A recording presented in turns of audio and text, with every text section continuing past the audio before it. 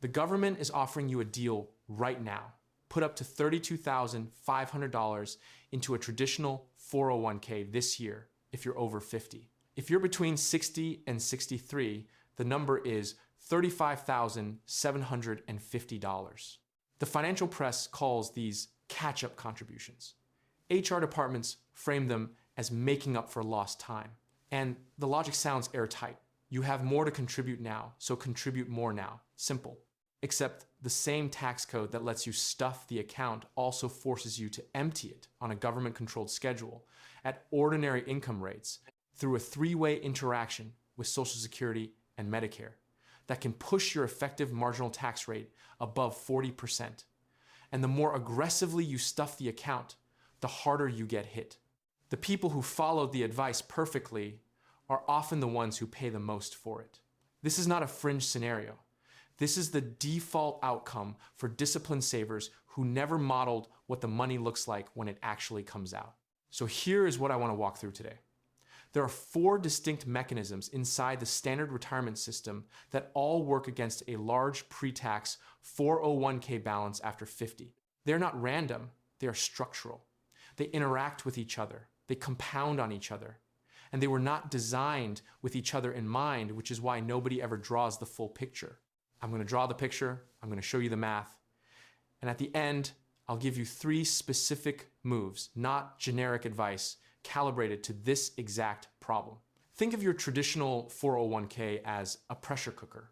Every year you contribute, especially after 50, when the IRS allows you to pour in extra, you're adding heat and pressure to a sealed container. And yes, the food inside grows faster than it would in an open pan. Tax-deferred compounding is real. The math on that is not a lie. I'm not here to tell you the account is useless, but here's the part that gets left out of every benefit enrollment meeting. At age 73, federal law forces you to open the lid. Not when you want to, not in the year the market is up, when the government tells you to. Whatever comes out is taxed as ordinary income at whatever marginal rate applies to your full picture, not a number you calculated at age 38 during open enrollment. And the bigger the cooker, the bigger the explosion when it opens.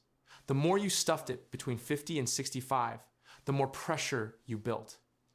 And the explosion has a name. It has 3 names, and they all fire at once. I'll keep coming back to this image. Every time I describe a new mechanism, ask yourself, are we building wealth here, or are we building pressure?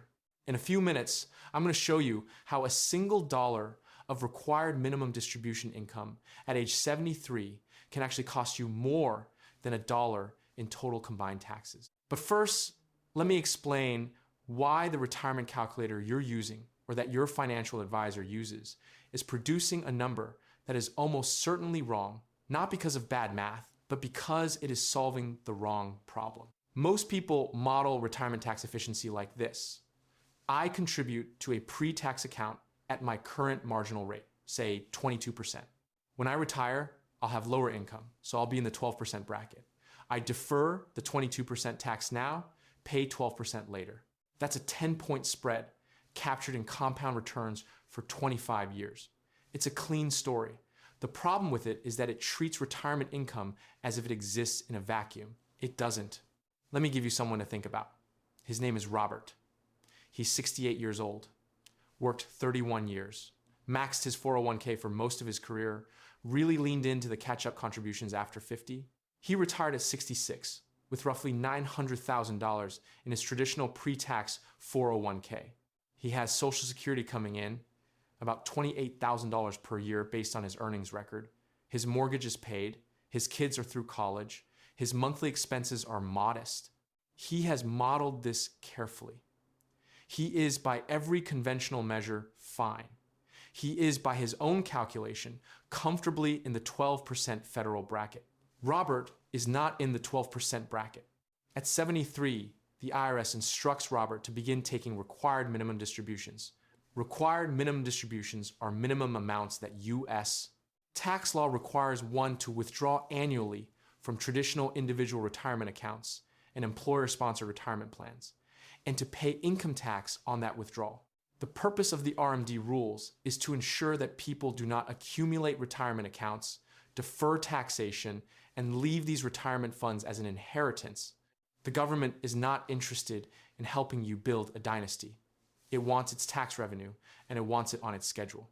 With a $900,000 balance, Robert's first required minimum distribution at 73 is roughly $34,000, calculated against IRS life expectancy tables.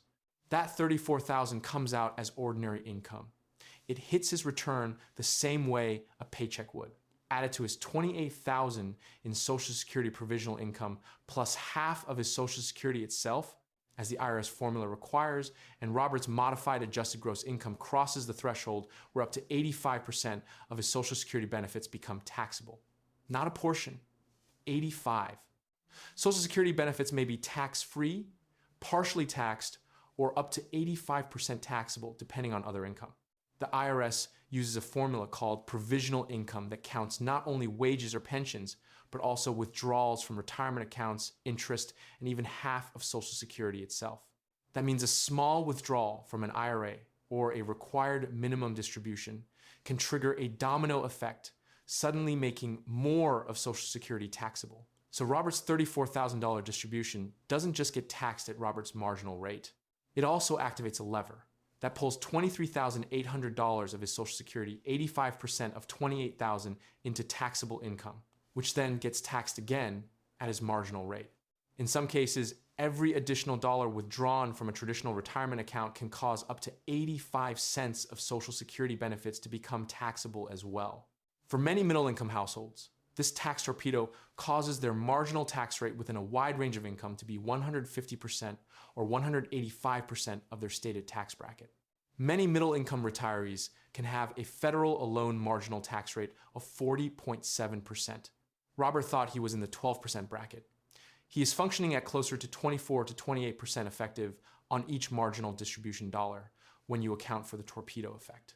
That is roughly the same rate he was paying when he made the contributions decades ago. The arbitrage he spent 30 years building evaporated. And it evaporated precisely because he saved so well. You think the problem is that you didn't save enough. The actual problem, for a lot of people reading this scenario, is that saving everything in a single pre-tax bucket creates a tax concentration risk that doesn't appear until your early 70s, when your income is theoretically fixed, your flexibility is lowest, and you're legally required to make withdrawals whether the market is up or not. By the way, hit subscribe if you like the content, otherwise YouTube's algorithm may never show you my videos again. Stay with me, because this next part changes the picture even further. And unlike the RMD Torpedo, which doesn't activate until you're 73, this one is being calculated right now based on decisions you're making this year. The second mechanism is called IRMAA, the Income-Related Monthly Adjustment Amount. It is the system by which Medicare charges higher earners more for the exact same coverage, and higher earner, in this context, begins at $109,000 of modified adjusted gross income for a single filer in 2026. For 2026, Medicare beneficiaries who earn over $109,000 a year and who are enrolled in Medicare Part B and or Medicare Part D pay the income-related monthly adjustment amount, which is a surcharge added to the Part B and Part D premiums. The standard Part B premium in 2026 is $202.90 per person per month. That is what your neighbor pays. With IRMAA, your total can reach up to $689.90 per month, more than 3 times the base rate. The 2026 IRMAA brackets impose Medicare surcharges of $1,148 to $6,936 per person when modified adjusted gross income exceeds $109,000 for a single feeler. For a married couple where both spouses are on Medicare and both land in the highest bracket, IRMAA can total more than $10,000 per year in additional premiums for the exact same insurance. Now here is the structural detail that connects this directly to your 401k balance. Most people don't find out they owe IRMAA until a notice arrives in the mail based on income from 2 years ago. Because IRMAA uses a 2-year look-back, income decisions today affect premiums 2 years later.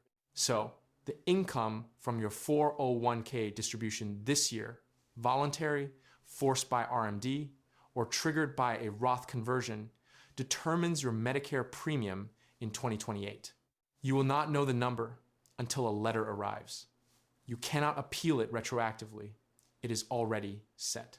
And the precision of the penalty is remarkable. The threshold for each IRMAA bracket can cause a sudden increase in the monthly premium amount. If your income crosses into the next bracket by $1, your Medicare premiums can suddenly jump by over $1,000 per year. $1 of income, $1,000 of premium. That is not a smooth sliding scale. That is a cliff. And your 401k distributions are the thing most likely to push you off it.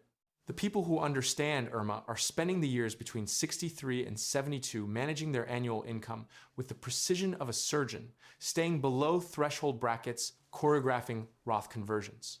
The optimal strategy often involves front-loading Roth conversions in years 63 to 64 up to just below the IRMAA Tier 1 threshold, then reducing conversion amounts once on Medicare to manage the ongoing surcharge. The people who don't understand IRMAA are just watching their Medicare bill and thinking, there's been an error. There hasn't been an error. They stuffed the cooker too hard. Here's the part nobody draws on a whiteboard. The tax torpedo and IRMAA are separate mechanisms, but they use nearly identical inputs. Both are triggered by your modified adjusted gross income. Both are amplified by traditional 401k distributions. Both hit simultaneously after 73 when RMDs begin. And because the 2-year IRMAA look back means your 73-year-old self is paying the price of your 71-year-old income the year your first voluntary pre-RMD withdrawals likely began, you have about a 24-month warning window that most people never use because nobody told them it was coming. Now let me show you the third trap. And this one is the one that turned me personally from a max everything pre-tax person to someone who thinks about account location as deliberately as account size. Before you turn 50, the volatility of your portfolio is essentially a non-issue across a long enough timeline. If the market dropped 46% in 2008, which it roughly did, peak to trough, and you were 35 and still contributing, that crash was effectively a discount. You bought more shares at lower prices. Your existing balance had 20 plus years to recover. The sequence of returns didn't matter much because you weren't taking money out, you were putting money in. After 50, that math inverts entirely. The risk is greatest in the 5 years before and the first 10 years after retirement, a period sometimes called the retirement red zone. During this window, your portfolio balance is at or near its peak, and losses have the longest time to compound against you. Sequence of returns risk focuses on the timing of market drops and how early losses in retirement can reshape your entire income picture. You can average the same annualized returns as another retiree and still end up with very different results simply because your bad years arrived at the wrong time. Here's the illustration that makes this visceral. Consider 2 retirees, both starting with $1 million. Both average 5% annually over 20 years. Both withdraw $50,000 per year. The only difference is when the losses occur. Same average return, but a $665,000 difference in ending balance. And the bad sequence portfolio was in serious distress by year 5. $665,000 evaporated. Not because either retiree did anything wrong, not because their average return was different, because the bad years showed up first for one of them. Research by Wade Pfau estimates that approximately 77% of a portfolio's final retirement outcome can be explained by the returns of just the first 10 years. 77% of everything determined in the first decade. You've been thinking about 30-year averages. The system cares about what happens on the first day you stop being a contributor and start being a withdrawer. Now here is the connection that almost nobody makes explicit. The larger your pre-tax 401k balance at retirement, the more dollars are maximally exposed to sequence of returns risk. And unlike a taxable brokerage account, you cannot do tax loss harvesting inside a 401k. You cannot strategically choose to liquidate during a down year to create a capital loss deduction. The pre-tax account is sealed. It's the pressure cooker again. And when the market is down 20% and you still need income to live, you are selling at the worst time with zero tax strategy tools available at ordinary income rates. Meanwhile, the investor who split their savings between a Roth account and a taxable brokerage has something you do not: optionality. In a bad market year, the Roth investor takes income from the Roth. No taxable income, no Social Security trigger, no IRMAA impact, no ordinary income at the moment of maximum portfolio vulnerability. They let the pre-tax account sit, compressed and wounded, and give it room to recover. They sell nothing at a loss. They control the narrative. They built a kitchen with multiple burners. You built one enormous pressure cooker. Let me tell you about a scenario a financial planner documented publicly. I'll change the name to call him Dale. Dale was 52, mid-level manager at a manufacturing company, making about $140,000 a year. Careful saver. Maxed his traditional 401k every year since his mid-30s. By 52, he had roughly $480,000 in the pre-tax account. Not a dollar of Roth. Almost no taxable brokerage account. His entire retirement savings infrastructure was one very large, very sealed container. He'd been told his whole career by every source he trusted, max the pre-tax first, always. At 54, his company was acquired. He was laid off during the integration. This is not a rare outcome.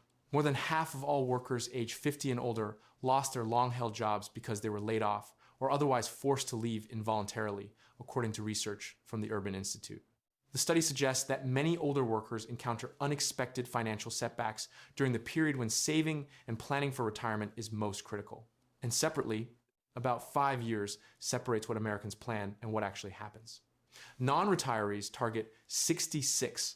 Most actually retire at 61. Dale found a contract role at about 60% of his prior salary. He kept contributing modestly. By 60, his 401k had grown to roughly $740,000. He felt good. It looked like a success story from the outside. What Dale didn't model: at 73, his projected RMD on that account, assuming continued compounding, would push him into the second IRMAA Medicare surcharge bracket virtually every year of retirement. That surcharge, applied across a 20-year retirement, accumulates somewhere between $50,000 and $90,000 in premiums, paid above the standard rate, for the same coverage, for the exact same doctor. His neighbor, same age, same income history, but with a split account strategy, pays the base rate. Dale's perfectly executed single bucket strategy cost him the equivalent of a car payment in perpetuity for the rest of his life, with zero additional goods or services received in exchange. The penalty for discipline: the 401k, for context, was created by a provision of the Revenue Act of 1978. The original intent was to allow executives to defer bonuses and profit sharing. It was not designed from the ground up as the primary retirement vehicle for 160 million American workers. The IRMAA surcharge was added in 2003. Required minimum distribution rules have been modified through the Tax Cuts and Jobs Act and Secure 2.0 over the last decade. These systems did not evolve together. They grew up in separate legislative sessions, passed by different Congresses, adjusted at different moments. They interact the way software patches interact with legacy code, technically compatible, practically ruinous for anyone who fell through the gaps between updates. Now, you might think, fine, so I shouldn't max the traditional 401k after 50. But what about the fees?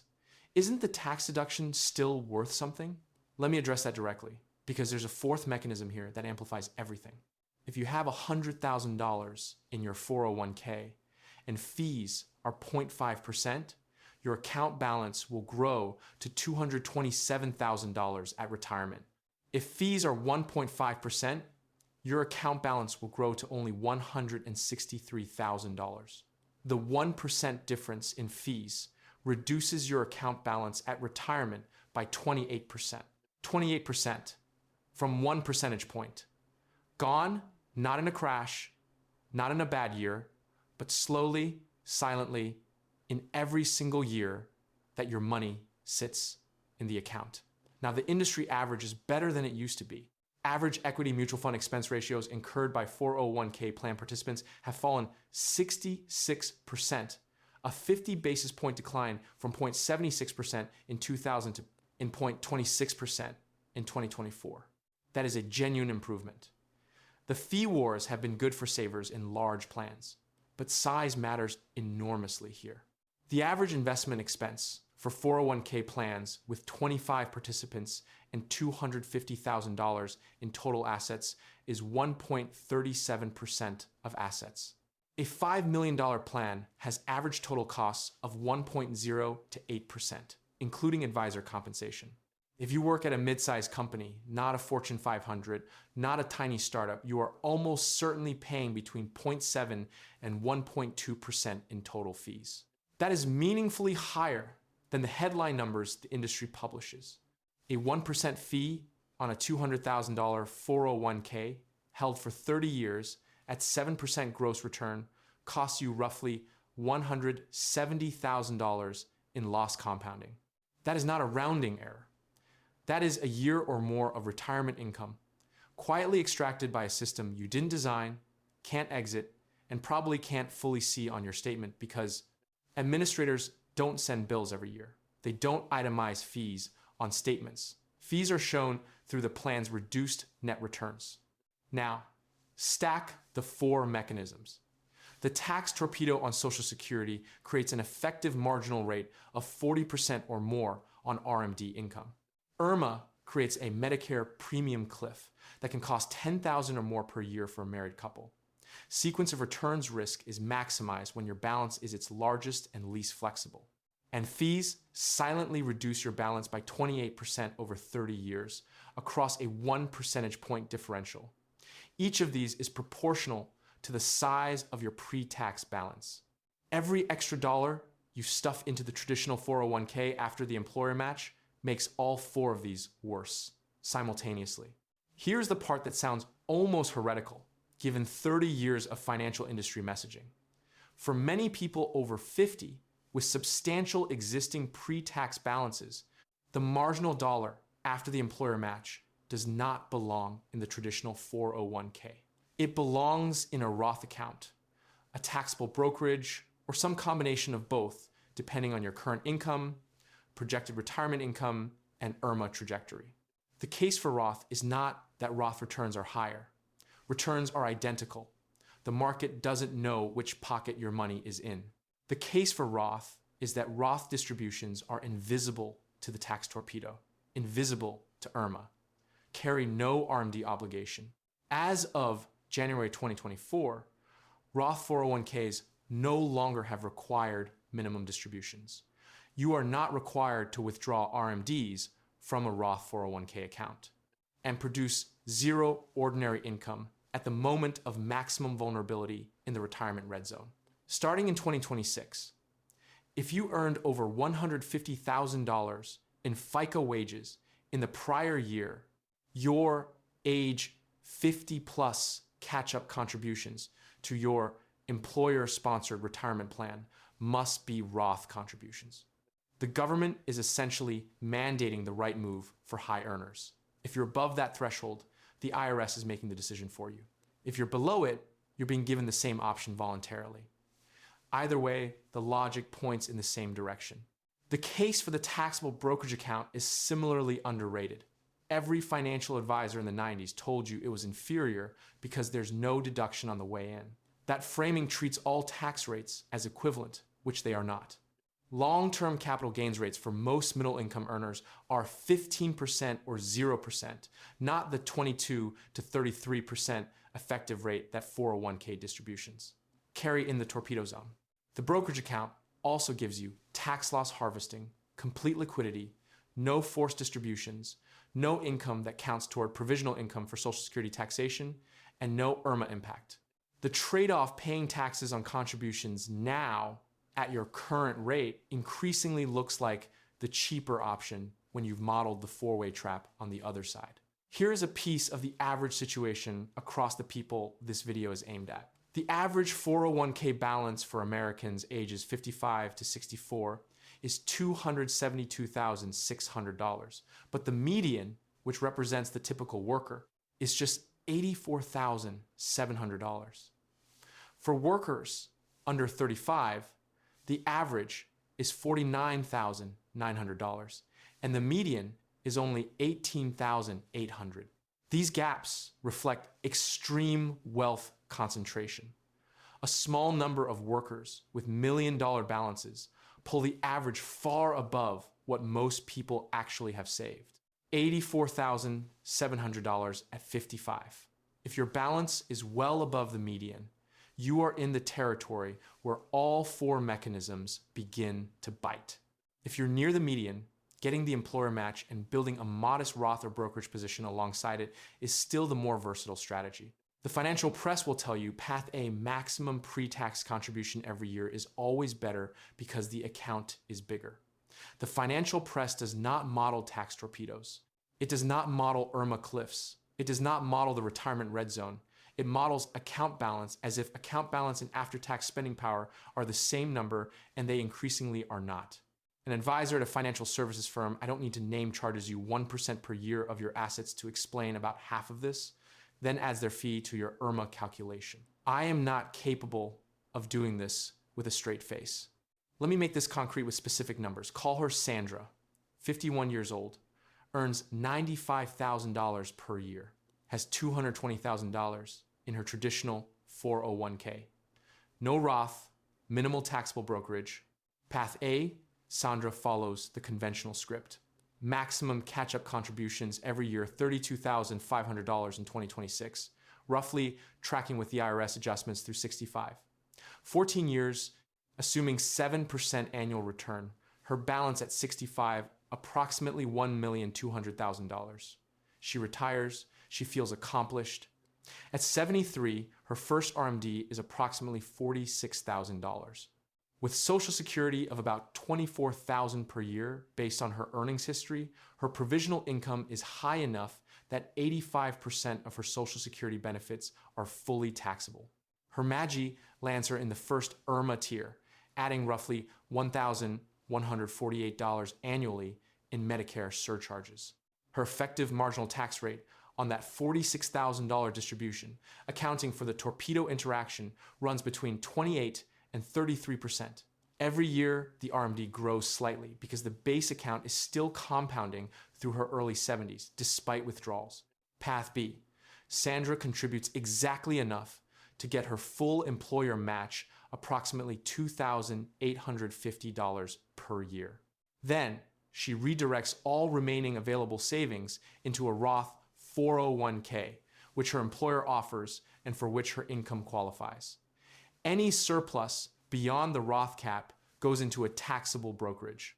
After 14 years at the same 7% return, Sandra's combined Roth and brokerage balance is lower in raw dollars, let's say $900,000 total, because she was not capturing the same tax deferral. On paper, she has less, but at retirement, 0 RMDs from her Roth. IRMAA calculation is substantially lower because Roth withdrawals generate no MAGI. Her Social Security is not in the torpedo zone. She pays 0 federal tax on qualified Roth withdrawals and 15% on long-term brokerage gains versus the 28 to 33% effective rate Path A produces at the torpedo peak. Her income is controlled, flexible, and bracket aware in a way that Path A structurally forbids. The gap between Path A and Path B is not the balance. It is after-tax spending power, which is the only number that buys groceries. Sandra in Path B has less in the account. She has more in her checking account every year for the rest of her life. Let me give you the 3 things to actually do with this. Not general guidance, specific moves calibrated to this exact problem. First, project your RMD today. Use your current pre-tax 401k balance. Assume 7% annual growth and calculate what your first required minimum distribution would be at age 73 using the IRS Uniform Lifetime Table. It's free on irs.gov. Then add that number to your estimated Social Security income and look up the IRMAA brackets for that year. If you land above $109,000 as a single filer or $218,000 as a joint filer, those are the 2026 thresholds. You have an IRMAA problem in development and about a decade to address it through Roth conversions. If you land below those thresholds, but in the Social Security provisional income zone, which starts at $25,000 for single filers and $32,000 for joint filers, you have a torpedo problem. Either way, you need the number before you can address it. This exercise takes 20 minutes and costs nothing. Second, if your plan offers a Roth 401k, use it for catch-up contributions at minimum. The standard base contribution, up to $24,500, involves a genuine tax calculation that depends on your current rate versus your expected retirement rate. The catch-up portion, the extra $8,000 per year after 50, is where the trap is most concentrated because it's the marginal dollar going into the largest, most leveraged end of the pressure cooker. A Roth 401k on that marginal contribution captures the same market return with none of the RMD, none of the torpedo trigger, and none of the IRMAA input. It is not a tax avoidance scheme. It is a tax timing and bracket management decision that your 68-year-old self will thank you for in ways your 52-year-old self cannot fully appreciate. Third, stop treating your taxable brokerage account as a consolation prize. It is not an inferior retirement vehicle. It is a different vehicle with different properties. And after 50, several of those properties are specifically better than the traditional 401k for incremental retirement savings.